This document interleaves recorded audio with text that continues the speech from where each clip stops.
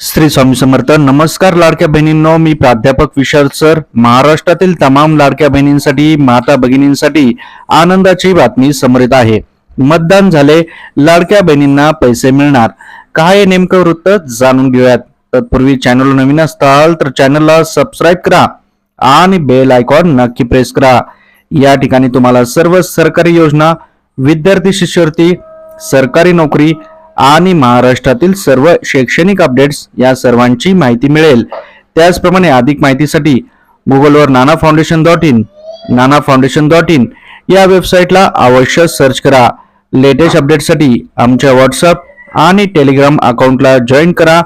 Link description आणि comment section मध्ये दिलेले आहे. तर बघूयात संपूर्ण माहिती. तर बघा, महाराष्ट्रातील लाडक्या बहिणींसाठी एक मोठी गुड न्यूज, पैसे जमा होणार. काय नेमकं जाणून घेऊयात.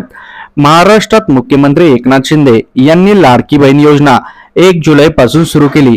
या अंतर्गत राज्यातील महिलांना प्रत्येक महिन्याला 1,500 रुपये मिळतात. याचे 3 हप्ते देखील मिळालेले आहेत. काही महिलांचे आणखीनही हप्ते बाकी आहेत. त्याचप्रमाणे काही महिलांची नाव नोंदणी देखील बाकी आहे. याच संदर्भात राज्यातील महिलांसाठी एक मोठी गुड न्यूज समोर आलेली आहे. डिसेंबरचा हप्ता कधी जमा होणार याकडे राज्यातील सर्व माता भगिनींचे लक्ष लागले आहे. याच संदर्भात मुख्यमंत्री एकनाथ शिंदे यांनी एक मोठी घोषणा केलेली आहे. लाडकी बहीण योजनेचा डिसेंबरचा हप्ता हा मतदान झाल्यानंतर लगेच खात्यात जमा होईल, अशा प्रकारे त्यांनी वक्तव्य केलेले आहे. ते रत्नागिरी येथे बोलत होते. त्यामुळे आज महाराष्ट्रात मतदान पार पडले आहे.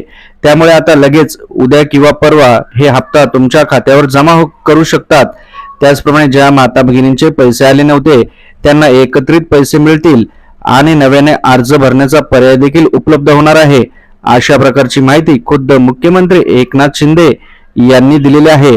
त्यामुळे राज्यातील सर्व माता भगिनींसाठी आनंदाची बातमी आहे. आपल्या खात्यावर पैसे आले नसतील तर काही नियम आणि अटी राज्य शासनाने लागू केलेल्या आहेत. त्या वाचण्यासाठी नाना फाउंडेशन गुगलवर सर्च करा. फक्त गुगलवर जायचे आणि नाना फाउंडेशन लिहायचं आहे. परत भेटूयात एका नवीन अपडेट सोबत. काळजी घ्या. स्वामी समर्थ.